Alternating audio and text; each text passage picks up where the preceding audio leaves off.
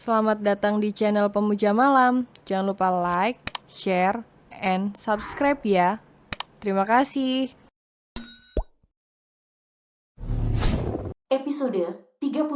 Ternyata tipe suami yang takut istri. Mereka berbincang sambil terus adu jotos. Pertempuran berjalan tidak imbang. Banyak anak buah Vero yang tumbang dan terluka parah, demikian dengan raja yang sudah babak belur akibat pukulan mematikan dari Rendra. Ternyata cuma begini kekuatan lo, sehingga berani menculik istri Narendra. Ayo bangun, ucap Rendra yang suaranya berubah. Ini pukulan untuk lo yang sudah lancang menyukai dan menculik istri Narendra.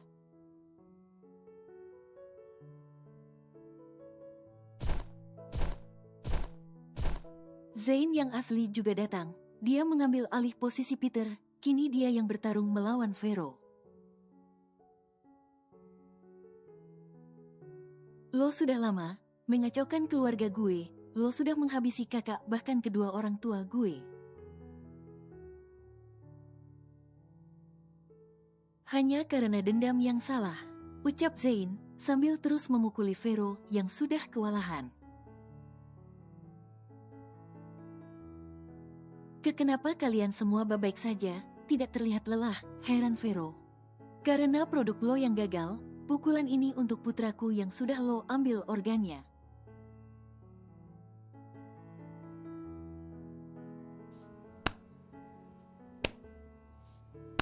Ini untuk keluarga kakak gue.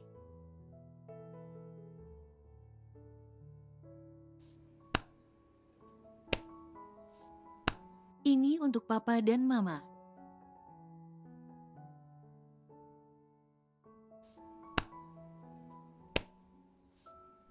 Ini untuk lo yang sudah berani menyentuh istri gue.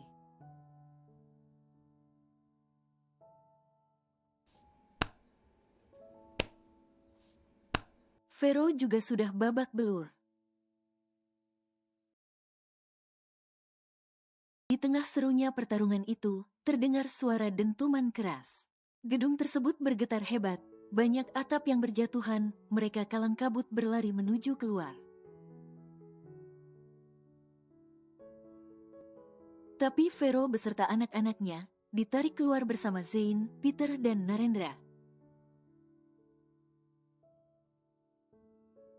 Di luar nampak Sonia berada di atas mobilnya, membawa senjata lengkap beserta Bo.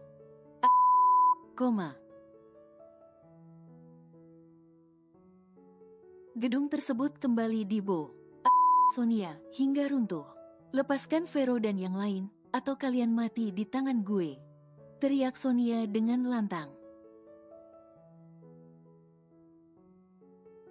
Dan lo Kim, lo yang akan gue habiskan untuk yang pertama kali. Lo sudah membuat Clara, anak yang sangat gue sayangi, meregang nyawa di depan gue. Romeo, lakukan sesuatu padanya, perintah Sonia. Tapi Romeo palsu tidak bergerak sedikit pun dan tidak menghiraukan perintah Sonia. Membuat Sonia marah dan meminta pasukan yang bawanya untuk menyerang. Kembali pertarungan terjadi. Kini dengan menggunakan senjata lengkap. Tapi apalah daya Sonia yang hanya seorang wanita biasa dan baru pertama kali mengangkat senapan, akhirnya gugur di sana. Vincent juga menyusul kemudian. Kini tinggal Vero dan Raja yang masih berjuang hidup atau mati. Tak lama kemudian bantuan dari pihak Lion King datang dan membereskan semuanya. Vero, ketua organisasi Red Wolf, tumbang di depan gedung kosong yang mereka banggakan dan yakini sebagai tempat kemenangannya. Akhirnya menjadi akhir dari petualangan kejamnya. Perjalanan hidupnya berakhir beserta mimpinya yang masih setengah jalan. Demikian juga dengan Raja. dia menghembuskan nafas terakhirnya di pangkuan Kimi. Biar bagaimanapun juga ada bagian terpenting dalam diri raja adalah milik putranya yaitu Michael. Maafkan aku nak, hingga kamu berakhir seperti ini. Maafkan mama tidak bisa melindungi dirimu. Semoga kau tenang di alam sana. Kimi menutup mata raja perlahan dan bergabung bersama suami dan kedua anaknya. Rendra sudah membuka topengnya dan si kembar segera memeluk sosok ibu yang paling mereka sayangi dan banggakan. Mama, panggil Naela dan Rendra bersamaan. Kimi membalas pelukan kedua buah hati yang selalu membuat dia bangga dan melengkapi hidupnya selama ini. Zain juga tidak kalah dari mereka dan memeluk Kimi dari belakang. Ren, maafkan Mama, gara-gara Mama mengajak Raisya jalan-jalan keluar. Akhirnya dia berhasil diculik, ucap Kimi pada Narendra. Shoot, Rendra menempelkan telunjuknya di bibir Kimi. Tidak ada yang salah dalam kejadian waktu itu, kalau tidak ada kejadian ini.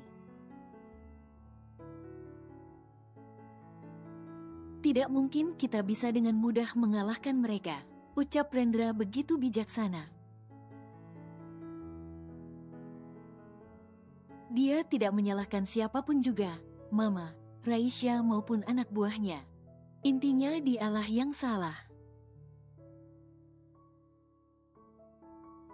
Setelah ini kehidupan mereka akan kembali normal seperti dulu, tidak ada aksi salah dendam ataupun musuh bebuyutan yang selalu mengincar mereka. Tinggal Romeo yang jiwanya sudah terganggu akibat dikurung dan dihukum Rendra dengan apik dan cantik. Mereka meninggalkan tempat tersebut bersama, sedangkan anak buah Peter membereskan tempat tersebut dengan perasaan tenang. Akhirnya orang-orang yang selama ini mengganggu ketenteraman mereka sudah musnah. Sebenarnya apa sih yang menyebabkan mereka membenci keluarga Ibrahim? Dan si Romeo itu kan sahabat dekat Om Jonathan, tapi dia juga yang menghancurkan keluarga Om Jonathan, tanya Naela pada Zain. Sebuah dendam membuat mereka buta akan informasi, buta akan kebenaran. Dan dendamlah yang akhirnya membuat mereka hancur dengan sendirinya, Nawab Zain.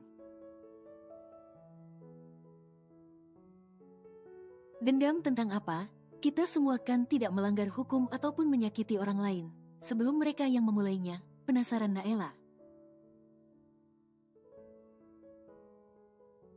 Moto kita dia yang memulai kita yang mengakhiri, iya kan, goda Rendra. Ini juga, istrinya berada di tempat penyekapan, lo masih tenang-tenang di sini, sono jemput, sinis Naela. Tenang kakakku yang cantik, istri dan anak-anakku masih bermain-main di sana, jadi kita biarkan saja dulu mereka bersenang-senang. Aku akan menjemputnya besok, kita tuntaskan semuanya dulu hari ini, jawab Rendra. Oh ya pa, sampai lupa mau tanya apa tadi, ini gara-gara lo, Wulek. Naela menjulurkan lidahnya di depan Rendra. Zain lalu menceritakan semuanya, mulai dari persahabatan orang tuanya dan kenapa bisa jadi Romeo itu adalah kakak dari Vero. Dan ini juga baru terbongkar belum lama ini, berkat usaha si narsis Rendra, yang curiga atas hubungan Jonathan dan Romeo yang dibuat-buat. Semua ini terbongkar, atas kerja keras adikmu yang paling tampan ini. Dia awalnya curiga, kenapa harta Jonathan bisa jatuh ke tangan Romeo, walau dengan cara diam-diam. Dan Romeo begitu gencar menjodohkannya dengan Rendra, dan dia mencari tahu semuanya. Kalau ternyata musuh besar ada di sekitar kita, orang dekat kita. Tapi dia masih mengikuti permainan Romeo hingga akhirnya kecelakaan itu terjadi, ucap Zain. Uluh, terima kasih adikku yang paling ganteng dan baik sedunia. Kamu adalah pahlawan keluarga kita. Dan meski sikap kamu yang terkadang kelewatan itu, ternyata kamu diam-diam sangat peduli pada kami, pada kakak juga. Ucap Naela yang akhirnya mengakui kalau adiknya itu ternyata sangat berguna. Sudah dibilangin tidak percaya, kalau Narendra Ibrahim memang the best pokoknya. Jawab Rendra. Aku juga berutang banyak pada Ren. Berkat ide-ide konyolmu itu akhirnya si Judas ini sudah bisa ditaklukkan. Peter juga ikutan nimbrung.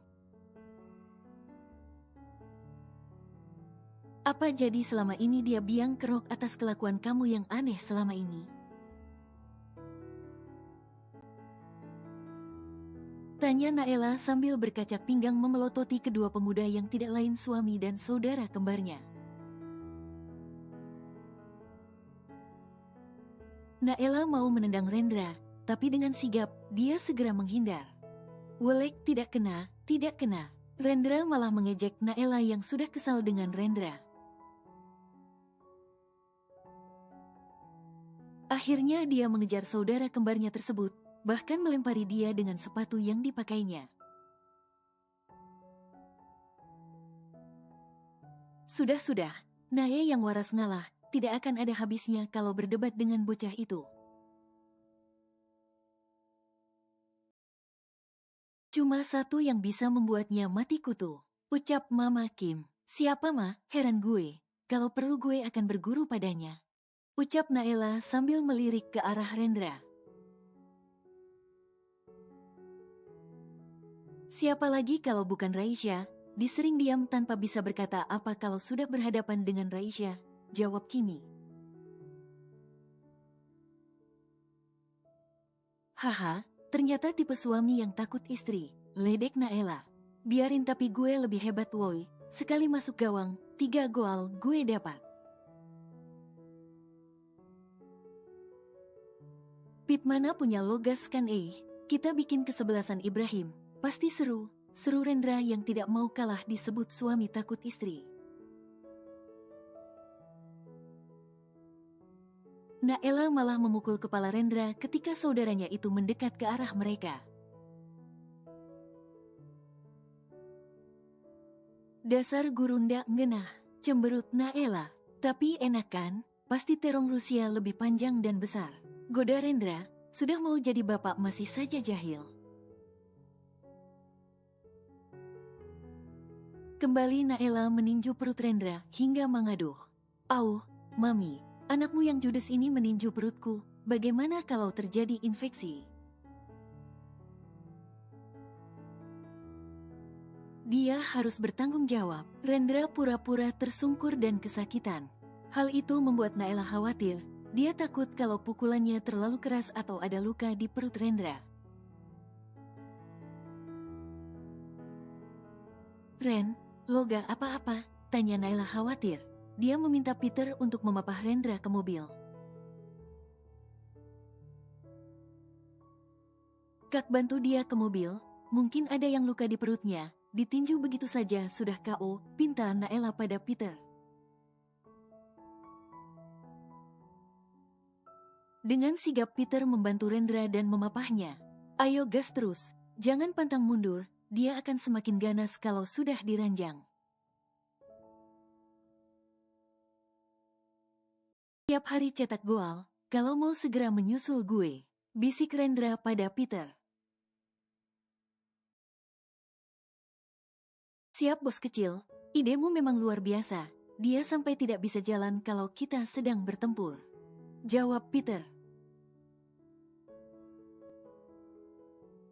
Jangan kasar-kasar juga, bisa pecah nanti, yang lembut tapi nagih bos, paham.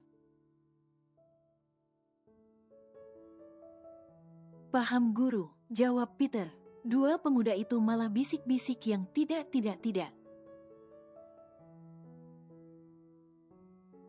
Mereka segera menuju ke mobil Peter dan kembali ke mansion, merencanakan sesuatu untuk misi ke depan.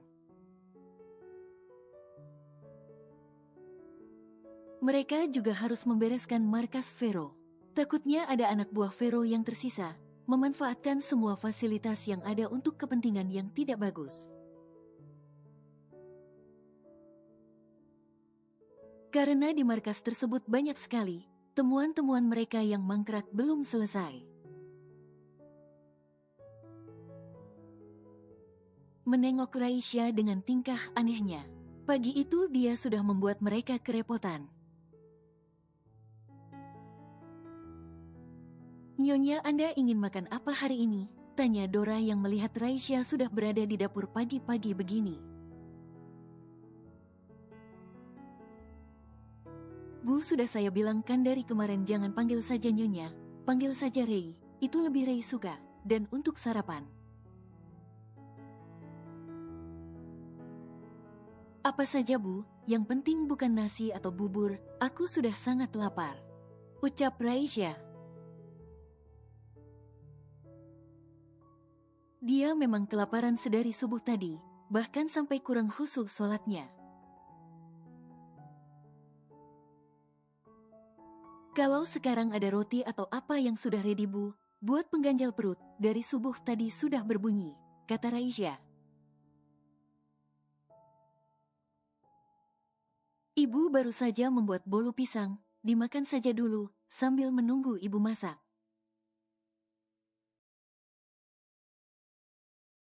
Bu Dora mengambil loyang berisi bolu pisang yang masih anget ke hadapan Raisya. Dia langsung duduk di tepi dapur, tidak perlu berpindah tempat kalau hanya untuk makan. Mata Raisya berbinar melihat tampilan bolu yang menul-menul dan aromanya yang menggoda.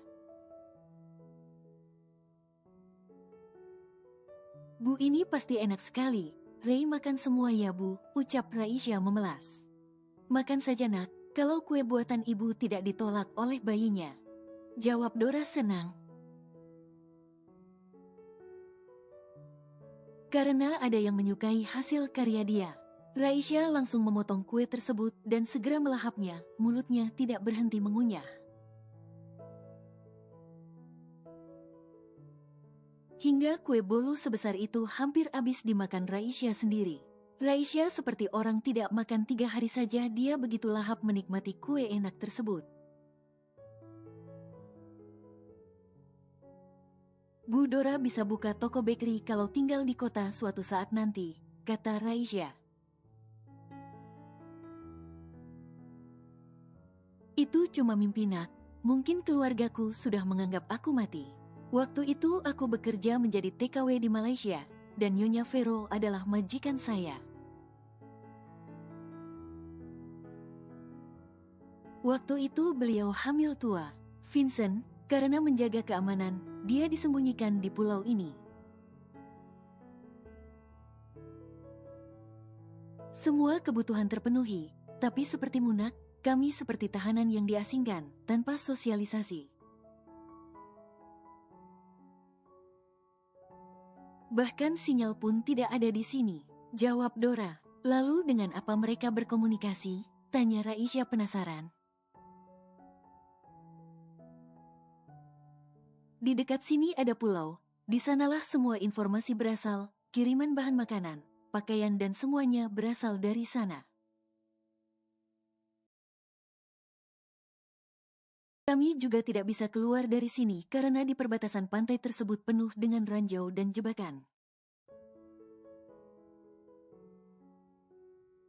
Hanya dengan helikopter kami bisa keluar masuk dari sini nak," ucap Dora. "Seandainya ada yang menyelamatkan kita dari sini, apa Bu Dora mau kembali ke keluarga ibu dan hidup normal di sana?" tanya Raisya. "Entahlah nak, ibu sudah nyaman dan terbiasa tinggal di sini. Ibu takut akan menjadi beban keluarga nanti," jawab Dora. Raisya mengangguk faham, memang benar apa yang dikatakan Dora memang benar. Dimanapun dan dalam kondisi apapun, kalau kita sudah nyaman maka akan sangat berat meninggalkan tempat tersebut.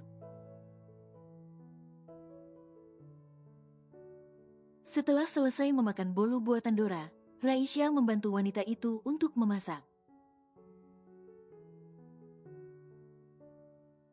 Untung saja dia tidak disekap dan dikurung di sebuah ruangan gelap, tapi mendapatkan tempat yang nyaman. Dan beruntung lagi saat ini Raja belum juga berkunjung ke sana. Raisya takut kalau pemuda itu datang semua akan berubah, dan bisa membahayakan janin yang dikandungnya. Setelah sarapan, si Triple mulai berulah lagi. Raisya akan selalu ingin mengerjai para penjaga itu begitu melihat mereka. Hei Pak Sini, panggil Raisya. Iya Nyonya, dia sudah deg-degan dan sudah menduga kalau wanita di depannya itu pasti akan membuat dia pusing. Boleh saya ke pantai yang di sana itu? Tunjuk Raisya ke arah pasir putih di samping villa. Boleh Nyonya, asalkan di tepi saja, karena dalam radius 200 meter dari bibir pantai akan penuh dengan jebakan dan ranjau. Jawab penjaga. Oke, dan kamu cari beberapa teman sana 10 boleh. Kalian ini mau menjaga apa? Aku tidak akan bisa kabur. Lebih baik kalian bersenang-senang, lalu pakai kaos biasa saja dan celana kolor pendek, bawa karet dan kaos kaki. Satu lagi aku mau lipstik juga, saya tunggu 30 menit dari sekarang. Oh ya, jangan lupa bawa bola voli pantai. Saya mau kalian bermain voli di depan saya, sambil bersantai, jangan tegang terus, cepat tua. Mumpung bos kalian belum datang, kita bersenang-senang, ucap Raisya. Nanti tuan bisa marah Nyonya, jawab penjaga. Aku yang akan mengatasinya. Kalau kalian menolak, maka saya akan laporkan kalau kalian menyiksa saya.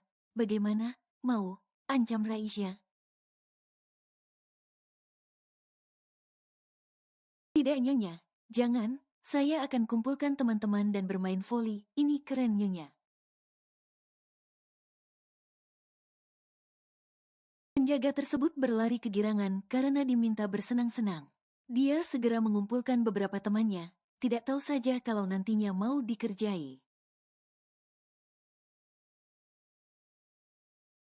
Raisya menemui Dora, meminta lipstik, bedak serta make up. Mereka berjalan ke tepi pantai sambil menunggu para penjaga itu datang.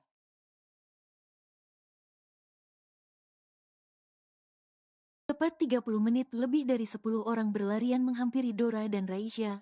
Mereka memakai pakaian santai seperti yang Raisya minta. 5 orang menyiapkan tempat permainan, dan 8 orang didandani Raisya serta Dora. Mereka akan bermain voli dan sepak bola tapi dengan muka yang aneh. Ada yang berwajah Hello Kitty, kelinci, dan lain-lain. Mereka saling tertawa melihat penampilan masing-masing. Bahkan mereka diminta untuk bertukar kaos dengan lainnya. Hari itu sangat seru, meski mereka harus berdandan aneh, tapi sangat menyenangkan. Apalagi saat make up itu luntur, muka para pemuda itu jadi belepotan sendiri. Di Rusia, Rendra dan yang lainnya menuju ke markas pusat Vero. Mereka ingin mengamankan penemuan organisasi tersebut supaya tidak disalahgunakan. Tapi di depan mereka sudah dihadang oleh anak buah Vero yang masih tersisa. Jadi hari ini pertumpahan darah kembali terjadi. Tapi Rendra dan lainnya cuma melumpuhkan mereka saja dan yang mau diajak bergabung, mereka boleh bergabung ke organisasi Peter.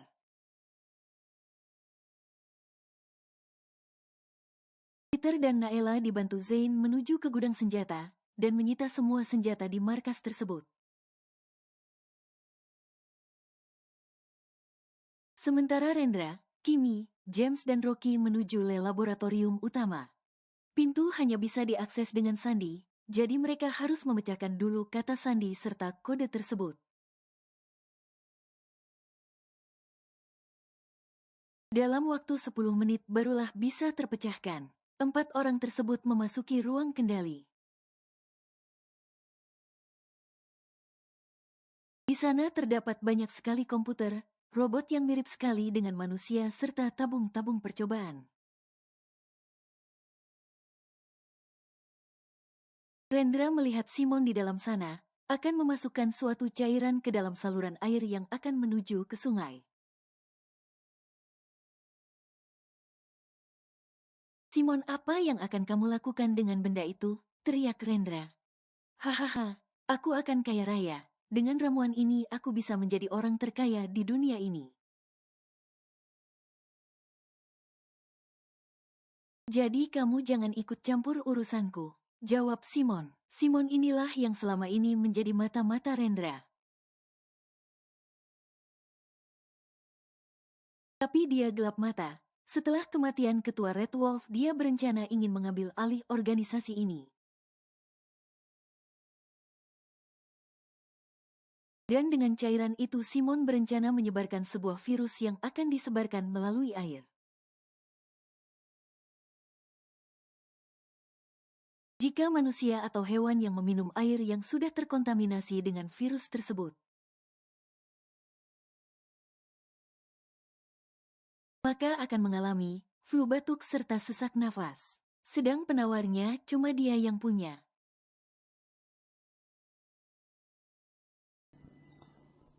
Bersambung.